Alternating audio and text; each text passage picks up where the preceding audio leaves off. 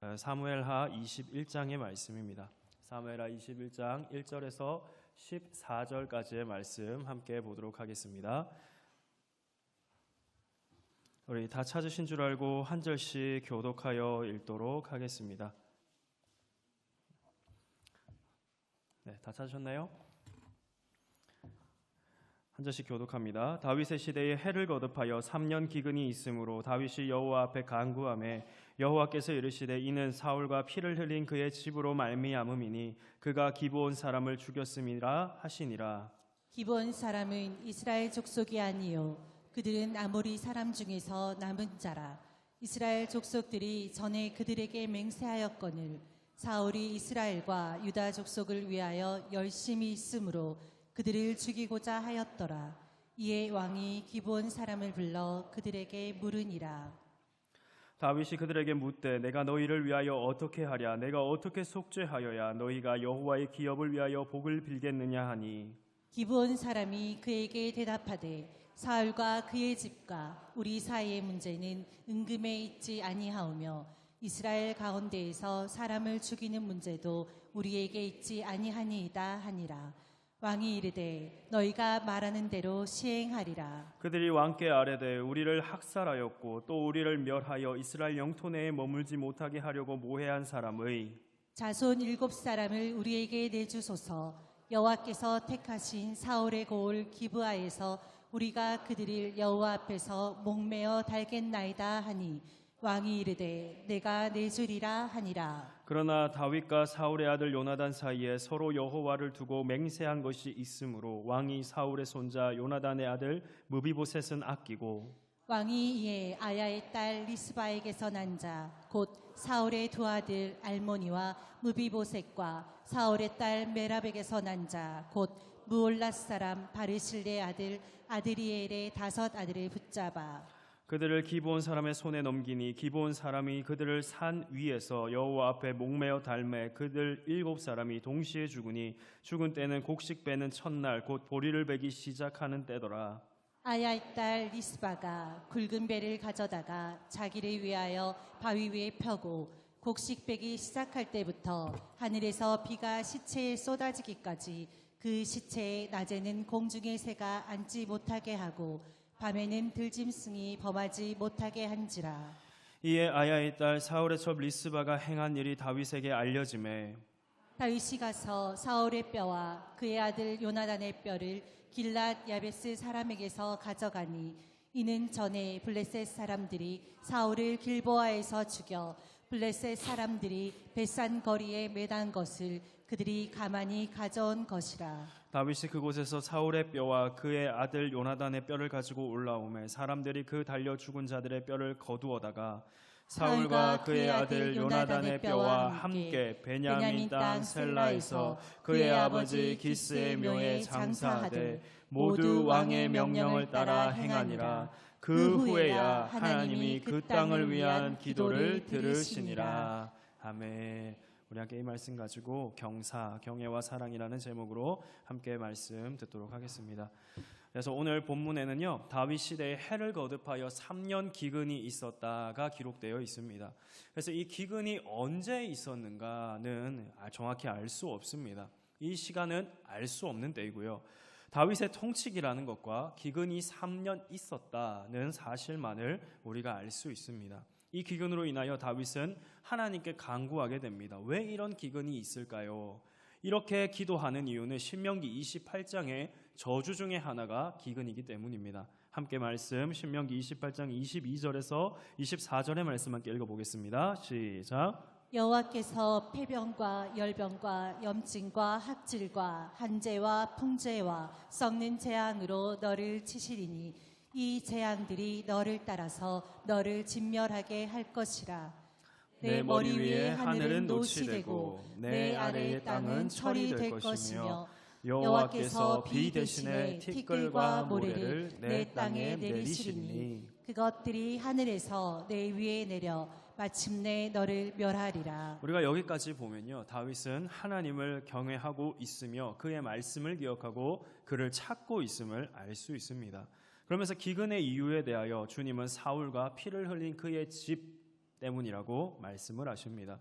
사울이 기브온 사람을 죽였다고 말씀을 하십니다. 그래서 우리는 기브온이 누군지를 아셔야 되는데요. 기브온은 여호수아서에 등장하는 사람들입니다. 기브온 사람들은 여호수아가 여리고와 아이에 일어난 일을 듣게 됩니다. 우리가 잘 알듯 그 전쟁이 어떠했습니까? 여호와의 이름, 그 이름을 갖고 나가면 하나님께서 전쟁에 승리하게 하시는 전쟁의 신 여호와를 경험하였고, 엄청난 두려움에 사로잡힌 이 기브온 사람들이 거짓을 꾸미게 되는 거 아닙니까? 그들이 멀리 온 척 하면서 마른 빵과 곰팡이 핀 이런 것들 가져오면서 우리는 멀리서 왔는데 당신들이 이게 한 이 모든 소식을 듣고 우리가 종이 되기를 원한다라고 하였죠. 그때 이때 여호수아는 속아서 하나님께 여쭈지 않고 그들과 조약을 맺었습니다. 물론 파기할 수 있을 것 같지만 이 조약은 하나님의 이름으로 파기할 수 없는 조약이 되었습니다.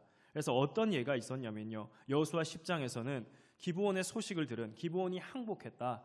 이 소식을 들은 이 예루살렘의 왕과 주변의 왕들이 동맹하여서 이 기브온을 공격하게 됩니다. 괘씸죄죠. 공격을 막 하는데 하나님께서 여호수아를 움직여 그들을 보호하라고 하십니다. 이렇게 파기할 수 없는 조약 안에 기브온이 들어오게 되었고 그들은 하나님의 이름으로 보호받으며 보호받는 사람들이 된 것입니다. 그런 기브온을 사울이 민족주의적 열심을 가지고 이스라엘에서 멸하려고 한 것입니다. 이제 전모를 알게 된 다윗은 기브온 사람들을 불러서 어떻게 보상해야 너희가 여호와의 기업을 위하여 복을 빌까? 라고 말을 하게 되는데요. 이 기브온 사람들은 얘기합니다. 사울과 우리 사이의 문제는 은금에 있지 않다고요. 우리의 문제는 돈으로 해결할 수 있지 않습니다. 원수를 갚아야 하는 것입니다. 그러나 사람을 죽일 권리가 우리에게 없으니 그러면 7명, 이 모해한 사람의 자손 7명을 주십시오. 그러면 우리가 그들을 사울의 성 기브아에서 목매달아 죽이겠습니다 라고 하는 거죠. 다윗은 그들을 내어줍니다. 그런데 여기서 주목하셔야 되는 건요, 그가 내어줄 때 누구를 아꼈는지를 보셔야 됩니다. 요나단, 우리가 잘 아는 요나단은 다윗과 언약을 맺은 사람이죠. 다윗을 사랑하였던 사람입니다. 그래서 다윗이 막 자기 아버지 사울이 따라옴으로 말미암아 고난을 겪고 있을 때, 슬픔을 당하며 위로가 필요할 때 오히려 아버지와 같이 원정 나왔다가 몰래 나와서 위로까지 해주던 사람입니다. 그렇게 그가 언약을 맺었죠. 그 요나단의 남은 아들이 무비보셋입니다. 그 아들을 아끼고 이제 나머지 사울의 다른 아내의 아들 둘과 그리고 메랍의 아들 5명, 그래서 총 7명을 데리고 이제 내어주게 됩니다. 그리고 그들을 목매달아 죽였는데요. 이 목매달아 죽임으로 말미암아 그 땅에는 비가 내려야 할 것 같습니다. 문제가 해결되는 것 같잖아요. 그런데 문제가 해결되지 않았습니다. 오히려 기근은 그대로 있었으며 이 아들들을 잃은 사람의, 리스바라는 사람의 슬픔만이 전해지고 있습니다. 이 여인은요, 어떻게 했냐면 이 자녀들의 시신을 더럽히지 않기 위하여 새들과 이것들이 막 돌아다니면서 자기 시신, 아들들의 시신을 쫓지 않도록, 밤에는 맹수가 달려들지 못하도록 아들들의 시체를 지켰다고 말합니다. 그런데 이 기간이요, 절대 짧지는 않은 것 같습니다. 왜냐하면 하늘에서 비가 쏟아질 때까지였거든요. 기근이 끝날 때까지 이 사람들의 시신을 지켰다는 것인데 이 기간은 상당히 긴 것으로 보여집니다. 그런데 왜 이것을 주목해야 되냐면 신명기에서는요, 사람을 나무에 달아 죽이게 되면 그 시체를 둘 수 있는 기간이 있습니다. 해가 떨어지면 내려야 됩니다. 그래서 신명기 21장 22절에서 23절까지의 말씀을 함께 좀 읽어보겠습니다. 시작. 사람이 만일 죽을 죄를 범함으로 내가 그를 죽여 나무 위에 달거든 그 시체를 나무 위에 밤새도록 두지 말고 그날에 장사하여 내 하나님 여호와께서 내게 기업으로 주시는 땅을 더럽히지 말라. 나무에 달린 자는 하나님께 저주를 받았음이니라. 네, 이렇게 달리면 내려야 되는 시간이 있습니다. 그런데 기브온 사람들은 이걸 지키지 않았다는 것이죠. 이 기간은 다윗이 가서 사울과 요나단의 뼈를 가지고 그리고 가족장 기스의 묘에 그들을 묻어줄 때까지였다는 것이죠. 그러니 얼마간 있었는지 모르지만 이 기간은 길었을 것이고 나무 위에 오래 두지 말라고 했던 이 율법의 위배가 되는 것입니다. 다윗은 아들들의 시신을 지키는 리스바의 행동을 듣게 되었습니다. 그리고 그는 한 가지 결심을 하는데요, 은혜를 베풀기로 결심을 합니다. 1대 왕 사울과 요나단은 우리가 잘 알듯 사무엘상 31장에 보시면 비참하게 죽습니다.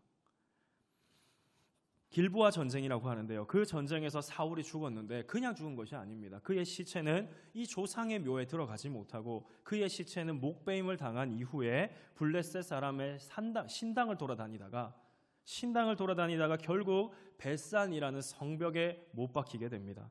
사울의 시신이 당한 일을 들은 이 길르앗 야베스 사람들이 용감하게 가서 이 시신을 탈취한 다음 화장하여 상수리 나무 아래 묻었더라라가 되는 거죠. 이처럼 다윗은 길르앗 야벳으로 가서 사울과 요나단의 뼈를 가지고 또 나무에 달려 죽은 자들의 뼈를 거둬들인 다음에 그 모든 뼈를 베냐민 지파의 땅 셀라에 있는 기스의 묘실, 이 묘실에 장사함으로써 그제서야 하나님께서 그 땅에 비를 내리셨다는 겁니다. 오늘 본문의 시작은요, 기근으로 시작을 했습니다. 여호와 경외를 중심으로 하는 사무엘서는 이 기근이 주님으로부터 왔음을 우리는 부인할 수 없습니다. 그리고 이 기근은 성경의 증거대로 하나님의 심판이었습니다. 그래서 하나님의 심판이 왜 왔느냐? 사울의 집안이 피를 흘렸기 때문이다라는 말씀까지 전해지죠. 그렇기에 다윗의 반응은 하나님을 알기에 하나님께 주목한다는 것입니다. 그러면서 인정합니다. 신명기의 말씀대로 기근이 닥쳐온 이유는 그 땅의 죄악 때문이다라는 것을 인정한다는 것이죠. 그래서 비를 내려준다는 풍요의 신이라고 이전에 이스라엘이 섬기고 의뢰하였던 바알과 아세라를 향하여 가지 않았다는 겁니다. 하나님께 물었다는 것입니다.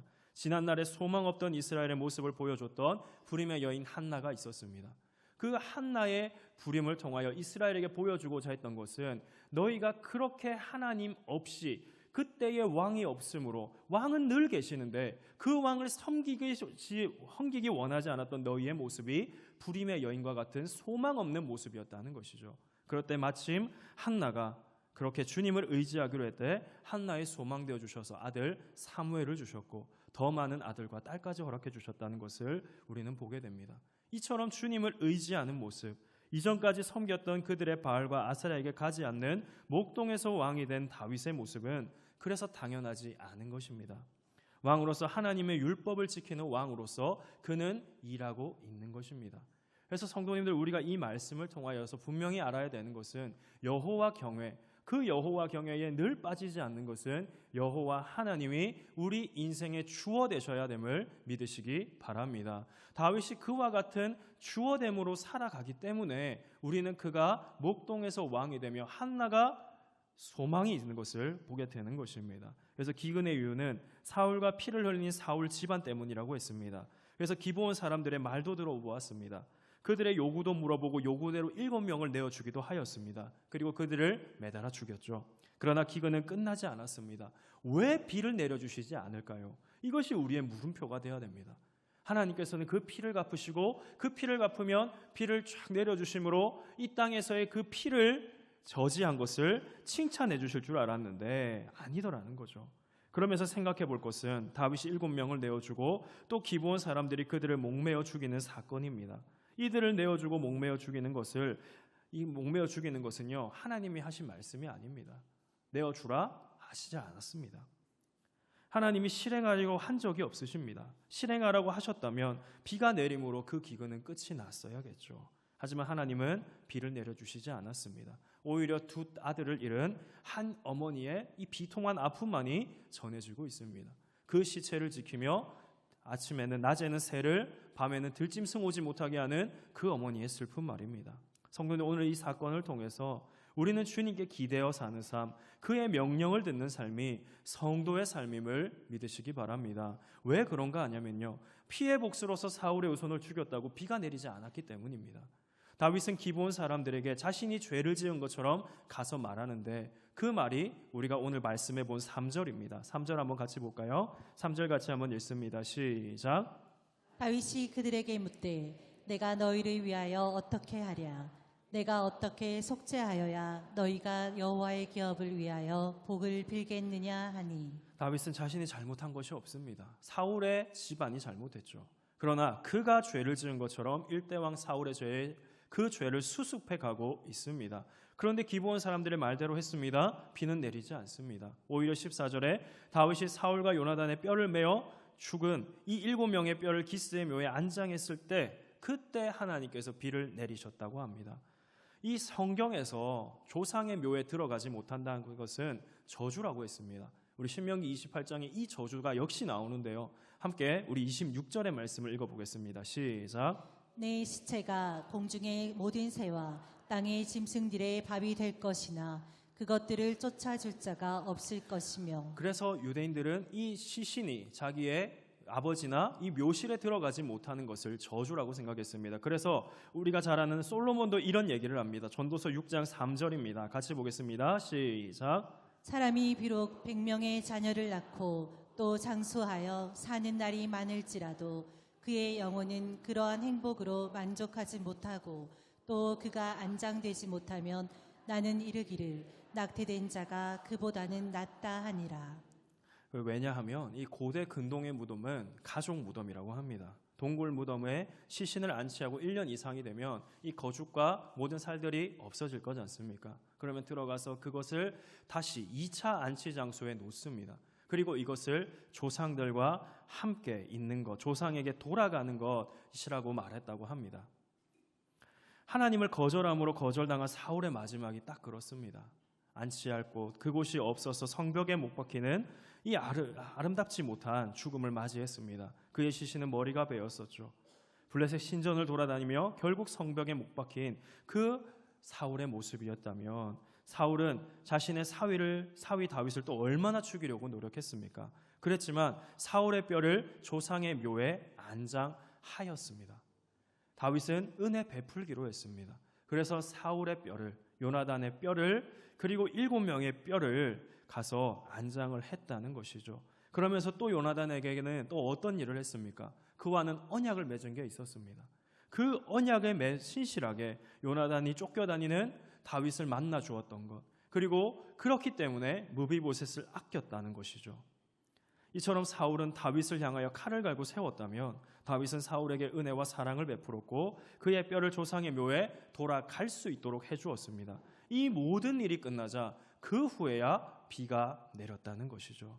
주님은 자신의 이름으로 언약 맺은 기브온 사람들을 향하여 이 언약이 다윗을 통하여 실행되기를 원하십니다. 또 다윗이 왕으로서 개인적으로서 이 요나단과 언약을 맺은 것 같지만 이 요나단에게 은혜를 베풀 때야 비로소 비가 내리게 되었다는 것입니다. 그래서 하나님은 하나님의 백성이 하나님이 맺으신 언약에, 그리고 사람과의 맺으신 언약에 신실하기를 원하십니다. 그때야 비로소 비가 내렸기 때문입니다. 그러므로 성도님들, 우리의 성도됨 안에서 우리는 주님의 말씀을 듣고 그 신실한 말씀에 힘입어 우리도 신실하게 살아내는 것이 우리의 삶에 주님께 영광 올려드리는 것을 믿으시기 바랍니다. 왜냐하면 우리는 절대 신실하지 않기 때문입니다.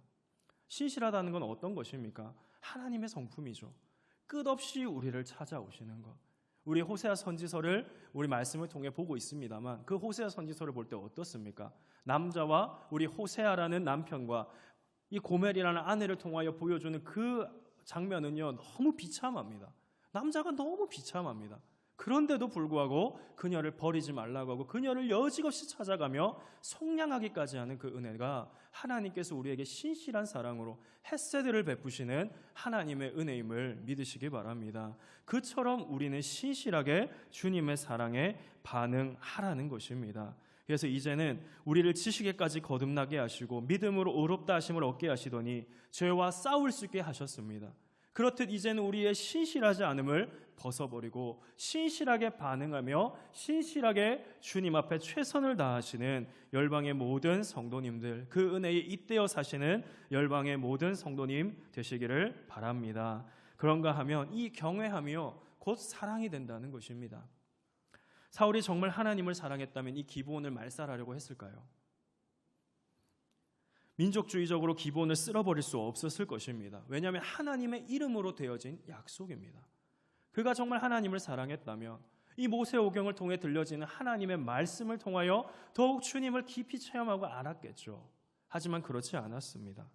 그의 하나님의 이름으로 되어진 언약대로 보호하여 주심보다 그는 멸하려고 하였습니다. 그리고 이것이 문제가 되어서 나라가 고통받고 백성이 고통을 받는 죄악 가운데 빠지게 되었다는 것이죠. 정말 이스라엘 왕이 자신이 세운 하나님의 대리 통치자로 스스로를 알았다면, 또 주님의 통치를 이루어낸다면 기브온을 죽일 수 없을 것이라는 말입니다. 사울 시대에 기브온을 죽인 것이 언제인지 우리는 정확히 알 수 없습니다. 하지만 분명히 알 수 있는 것은 하나님이 기억하시며, 또 사울이라는 그 인생 자체는 사람을 무서워하였다는 것입니다. 사울이 이스라엘이 왕이 된 2년째 해에 어떤 일이 있었습니까? 블레셋과의 전쟁이 발발합니다. 적군은 해변에 모래와 같이 많고 자기와 모여든 모든 사람들은 점점 흩어지니 그는 사람을 의지하여 이 사람들이 많아야 전쟁에 이길 것 같은데 사람들은 흩어지니 사무엘을 기다리지 못하고 번제를 드려버렸습니다. 실수했다고도 할 수 있겠습니다. 그러나 이 실수는 반복됩니다. 아말렉을 진멸하라는 명령을 받았습니다. 아말렉 왕 아각을 살리고 죽여야 되는데 살립니다. 또 시사 선택을 합니다. 어떤 선택을 하냐면요, 자기의 마음에 드는 것을 자기의 마음대로 살렸다는 것입니다. 주님께서는 자신의 명령을 듣지 않는 사울을 세우신 것을 후회한다고 하자 사무엘이 얼마나 밤새도록 울었는지 모릅니다. 사무엘이 가보니 살려둔 양과 이 소의 울음소리가 들리고 왜 진멸하지 않았느냐고 물을 때 이 사울이 뭐라고 했습니까? 당신의 하나님을 당신의 백성이 제사하려고 살렸는데 내가 어떻게 합니까? 왕이 하나님의 명령 지킴보다 사람들의 관심을, 사람을 의지하고 사람을 무서워했다는 것이죠. 그래서 결국은 하나님께서 그를 버리셨음을 사무엘이 고지할 때 뭐라고 합니까? 나와 한 번만 백성 앞에 서주십시오. 나와 한 번만 서주셔서 나의 체면을 지켜주십시오. 결국 그는 체면은 지키게 되는데요, 결국 하나님의 은혜는 잃어버리게 되었습니다. 이렇듯 사울은요, 하나님보다 사람을 무서워했습니다. 하나님의 대리 통치자로 세웠는데 사람보다 이 사람을 하나님보다 무서워하는 왕이 그 통치를 제대로 할 수 있었겠습니까? 결국 사울은 마지막까지 다윗 따라다니다가 죽는 거 아닙니까? 그렇듯 하나님 경외를 버렸는데 제대로 된 신앙생활을 할 수 없습니다. 이것은 대리 통치자인 왕이 또 마찬가지라는 것이죠. 성도는 우리 주 예수 그리스도께서 완성하신 율법을 지킵니다. 성도는 하나님을 사랑하고 이웃을 사랑합니다. 그런데 이것이 언제 제대로 작동할까요? 하나님을 사랑할 때 이웃을 사랑할 원동력이 되어짐을 믿으시기 바랍니다. 우리가 경외할 때 하나님이 살아계심을 인식하며 늘 주님의 불꽃 같은 눈동자를 인정할 때 이웃을 사랑할 수 있습니다. 이스라엘의 지난 사회들이 그에 대한 반증입니다. 하나님을 버린 그들이 이웃을 사랑했을까요? 수많은 선지서에서는 하나님을 버린 사회의 모습들이 나오고 있습니다. 그 모습이 바로 사사기 17장 6절의 말씀인데요, 우리가 잘 아는 말씀으로 시작됩니다. 같이 읽습니다. 시작. 그때에 이스라엘에 왕이 없으므로 사람이 각기 자기의 소견에 옳은 대로 행하였더라. 이 삼손 이후에 그때의 왕이 없으므로 이렇게 시작되는 하나님의 말씀은요, 얼마나 가슴 아픈 일이 일어나는지 모릅니다. 그 바로 다음에 일어나는 사건이 미가 집안의 우상 사건입니다. 미가라는 사람이 어머니의 돈을 훔쳤습니다. 어머니가 돈을 훔쳐간 사람을 저주합니다. 그러니 미가가 아이쿠나 싶어서 돈을 돌려주니 어머니가 우리 아들이 훔쳤구나 해서 우상 만들어줍니다. 이스라엘에서 우상 만들었다는 것입니다. 그런데 이 우상은 만들었는데 이제 우상을 섬길 제사장이 없습니다. 그러다 보니까 한 사람이 돌아다니는데요, 이 사람이 레위인입니다. 레위인은 하나님께서 만들어주신 그 성읍 안에서 하나님의 말씀 가르쳐야 되는데 레위인이 돌아다닙니다. 돌아다니게 된 거예요. 그가 돌아다니면서 결국 미가 집안의 이 우상의 제사장이 되고요, 그러면서 미가는 레위인이 내 제사장이 되었으니 이제 여호와께서 복을 주실 것이라. 정말 자기 멋대로 하는 세상이 되어버렸죠. 그리고 사사기 18장에서는 또 왕이 없다고 말씀하십니다. 또 왕이 없어서 나타나는 이야기가 단 지파 이야기입니다. 단 지파가 살 곳을 찾아 돌아다닙니다. 그들에게 허락된 땅이 있었는데요, 그 허락된 땅을 차지해야 되는데 아모리 족속이 하나님을 아는 다음보다 더 용맹합니다. 무슨 말씀인지 이해가 되십니까? 하나님을 아는 사람들이 더 용맹하게 믿음으로 살아내야 된다고 우리는 알고 있지만 그렇게 살지 못하는 단이 결국은 떠돌아다니다가 미가의 집까지 오게 된 겁니다. 살 곳을 구하다가. 그러다가 미가의 집안에 들어가 보니 우상이 있고 제사장이 있거든요. 결국 제사장과 이 우상을 도둑질해 갑니다. 이것이 단지파 사건이라면 또 있습니다. 그리고 레위의 첩 사건이 일어나고 내전이 발생하고 말 그대로 소망 없는 상태가 되어버리면서 사사기 21장 16절이 이렇게 끝나버리는 겁니다. 같이 한번 읽어보겠습니다. 시작. 그때 이스라엘에 왕이 없으므로 사람이 각기 자기의 소견에 옳은 대로 행하였더라. 이 하나님의 말씀을 순종하지 않으니 그들에게는 이웃 사랑을 결코 찾아볼 수가 없습니다. 사사기뿐만이 아닙니다. 우리가 매일 성경으로 보고 있는 호세아 선지자 때도 그렇습니다. 호세아 6장 6절에서 10절까지의 말씀인데요. 함께 좀 읽어보겠습니다. 같이 읽습니다. 시작. 나는 인애를 원하고 제사를 원하지 아니하며 번제보다 하나님을 아는 것을 원하노라. 그들은 아담처럼 언약을 어기고 거기에서 나를 반역하였느니라. 길르앗은 악을 행하는 자의 고울이라. 피 발자국으로 가득 찼도다. 강도 때가 사람을 기다림같이 제사장의 무리가 세겜길에서 살인하니 그들이 사악을 행하였느니라. 내가 이스라엘 집에서 가증한 일을 보았나니 거기서 에브라임은 음행하였고 이스라엘은 더럽혀졌느니라. 이처럼 주님은 제사와 번제보다 하나님 아는 것을 원하시지만 이스라엘 하나님을 사랑하는 척하는 혼합주의를 합니다. 하나님 섬기지 않으면 저주받을 것 같으니 하나님은 섬기는 척하지만 실상 그들이 만들고 있는 것은 수많은 우상들이었다는 거죠. 하나님이 부유하게 해주면 해줄수록 그 것들을 우상에게 갖다 바치며 우상들을 더욱 화려하게 만들던 사람이었다는 것입니다. 하나님을 사랑하지 않으니 그들은 하나님을 반역합니다. 그래서 하나님의 땅이라는 길르앗에는요 피의 발자국이 가득했다고 합니다. 피를 얼마나 흘리면 피의 발자국이 가득할까요? 또 제사장의 무리도 살인을 저지르는데 그들은 마치 강도처럼 길에서 사람 기다렸다가 사람 나타나면 살인을 저질러 버린다는 것이죠. 이러한 일이 일어나게 된 것은 모두 하나님을 경외하지 않음으로 말미암음입니다. 성도님들, 우리의 신앙이 그래서 점검해 볼 수 있는 것이 무엇입니까? 바로 여러분 사랑하고 계십니까? 사랑이 바로 우리의 신앙을 점검할 수 있는 척도임을 믿으시기 바랍니다. 찬송가 366장을 우리가 부르는데요. 이 찬송가 3절에는 이런 가사가 있습니다. 함께 좀 읽어보겠습니다. 시작. 봉해진 내 입 열시사 복음을 널리 전하고 차가운 내 맘 녹여주사 사랑을 하게 하소서. 깊으신 뜻을 알고자 엎드려 기다리오니 내 입을 열어주소서. 성령이여. 우리가 아는 대로 우리 주 예수 그리스도를 믿는 그 은혜 안에서는 우리가 많은 사랑을 받았고 많이 용서받은 자가 많이 사랑하며 그 은혜를 자랑하며 흘려보낼 수 있는 것을 우리는 동의합니다. 그래서 어거스틴은 그리스도교 교양이라는 책을 통하여 그리스도인의 모든 동기는 사랑이라고 얘기했습니다. 성도님들, 무엇이 우리를 성도되게 하였습니까? 무엇이 우리의 마음을 감동케 하였습니까? 그리스도 우리 주 예수의 복음이, 그가 행하신 사랑이, 그가 걸어가신 발자국 하나하나가 우리의 사랑이었음을 믿습니다. 그렇듯 우리 역시 그 복음으로, 그 사랑으로 오늘 우리 자신을 움직여 가시기를 바랍니다. 그러면 복음 때문에 우리 역시 사랑할 수 있는 것입니다. 사랑을 하지 못하는 우리, 신실하지 않은 우리가 하나님을 사랑함으로써 마침내 이웃사랑을 할 수 있게 된다는 것입니다. 그래서 사도 바울은 서로 당파를 만들고 또 은사가 어떤 것이 크고 작느냐를 싸우고 있는 고린도 교회의 고린도 전서를 통하여 너희는 더 큰 은사를 사모하라, 더 큰 은사를 내게 보여주겠다, 너희에게 보여주겠다 하면서 말씀하신 말씀이 고린도전서 13장입니다. 무슨 말씀이죠 이게? 사랑장이죠. 더 큰 은사, 너희가 말하는 어떤 그런 은사 하나하나 그것보다 더 큰 은사를 사모하라. 그 은사가 사랑이라는 것입니다.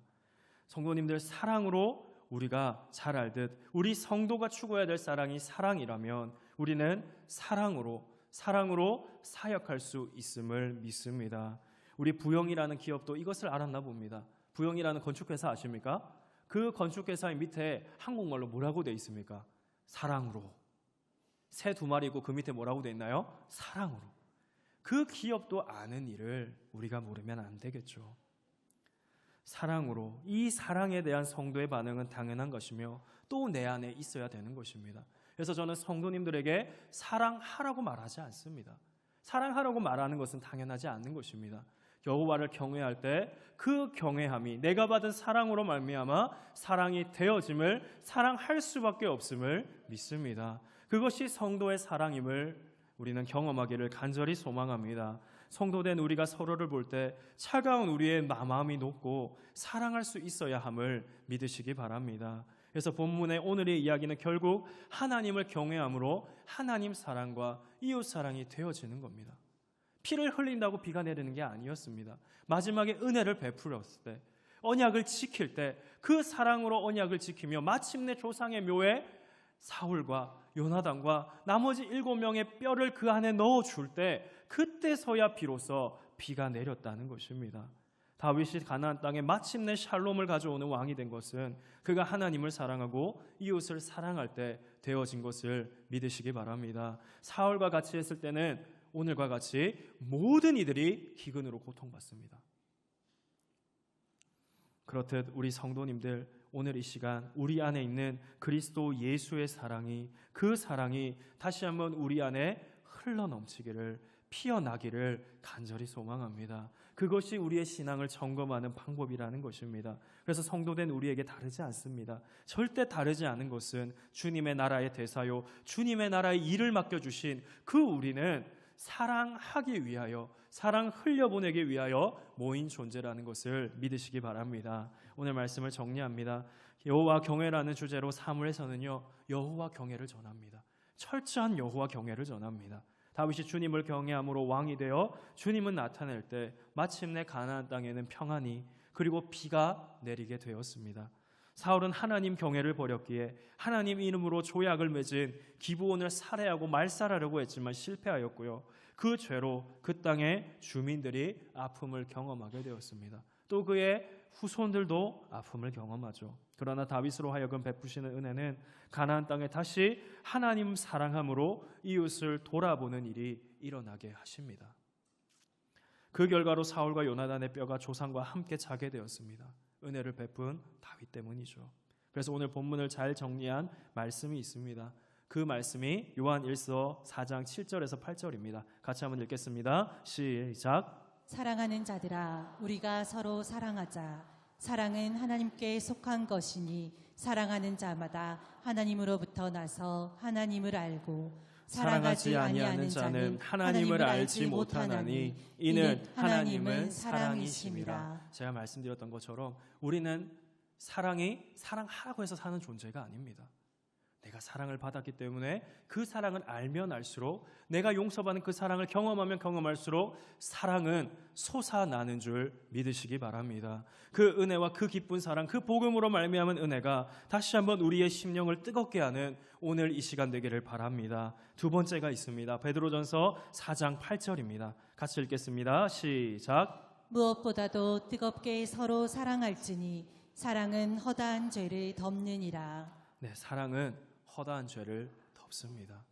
우리 사랑할 자만 사랑하는 이 세상의 사랑을 버리시고 사랑하지 못할 자를 사랑할 수 있는 주님의 사랑, 그 사랑이 오늘 복음으로 말미암아 내가 베풀어야 될 여호와 경외로 말미암아 시작되는 열방의 모든 성도님 되기를 바랍니다. 그래서 오늘 옆에 계신 분들과 좀 같이 이렇게 얘기하고 했으면 좋겠습니다. 사랑하고 계십니까? 네, 앞뒤로 계셨으면 좋겠습니다. 사랑하고 계십니까? 우리는 사랑하는 주님의 이름으로 모였습니다. 그리고 사랑할 마음이, 얘들아 고마워, 사랑할 마음이 충만하십니까? 사랑으로 바라봐지지 않는다면, 누군가가 나의 사랑으로 바라봐지지 않는다면, 도대체 왜 저래라는 말이 ABS 나온다면 그때는 나의 신앙의 문제점을 알고 우리 주 예수 그리스도의 사랑으로 돌아가야 될 됨을 믿으시기 바랍니다. 오늘 말씀의 제목이 그래서 경외와 사랑입니다. 경외가 사랑이 됩니다. 그리고 경외함이 사랑이 되어 흘러갈 때 주님께서 기근을 그치고 비를 내려주시듯 우리의 삶에 은혜의 비를 내려주시는 경사가 시작될 줄 믿습니다. 성도님들, 우리는 이 일을 시작하는 사람들, 우리는 주님의 은혜로 이 비를 내리게 하는 믿음의 사람들 되기를 간절히 소망합니다. 그래서 주님께 이 은혜로 되어질 일을 기대하셨으면 좋겠습니다. 이 일을 기대하는 모든 열방의 성도님들이 하셔야 될 일은 더욱 사랑하는 것인 줄 믿습니다. 우리 주 예수를 더욱 사랑하시고 앞에 있는 우리 열방의 모든 성도들을 그 사랑으로 사랑할 수 있는 신앙의 뜨거운 사랑을 회복하는 모든 우리 열방의 성도들이 이 경사를 은혜의 비를 경험하기를 간절히 소망합니다.